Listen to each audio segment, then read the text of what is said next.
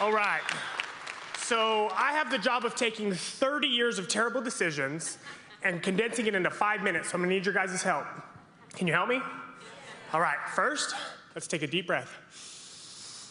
All right, now I want you guys to take your two hands and put them up and make fists, make two fists, right? Now put them both down by your sides. Now take your right fist and bring it to your left fist. Look at your neighbor and say, buckle up, because here we go. All right, so growing up, both of my parents were drug addicts. My dad was in and out of prison my whole life, and at an early age, I started to follow in his footsteps. So by 12 years old, I was smoking cigarettes, I was smoking pot, and I was getting arrested for shoplifting. By 14, I was selling drugs, and I got arrested for a residential burglary. By 16, my dad got out of prison, and he introduced me to meth. And then he started sexually abusing me. Get me high, take advantage of me. And shortly after that, I started stealing cars to feed my raging meth habit. At 18, I got arrested and sent to prison for the first of what would be many times.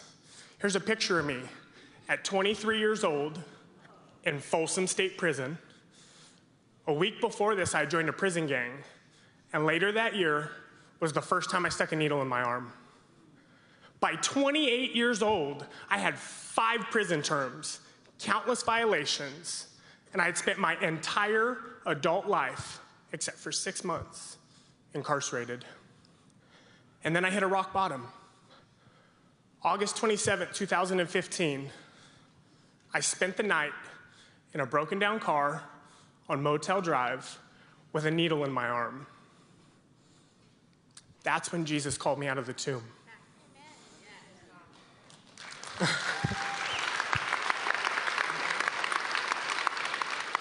Through a series of miracles I don't have time to get into, the next day, I ended up in Teen Challenge. Yeah, amen. I met Jesus and I got sober, but I still was wrapped up in the grave clothes. It wasn't until I landed in a Celebrate Recovery and I got a group of people around me to sponsor me, to mentor me, to hold me accountable, to call me out on my junk, to love me where I was at, but not let me remain there. And they began to help me to take off the grave clothes of denial, resentment, bitterness, all around what my dad had done to me. To the point where last year, when my dad gave his life to Jesus, I was in a place to baptize him.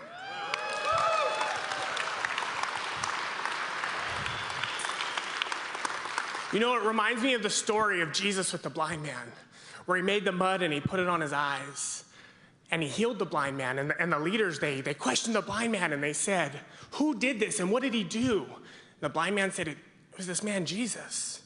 He said, and all I know is I was blind, but now I see. And friends, all I know is I was him. I was him. Now I'm not.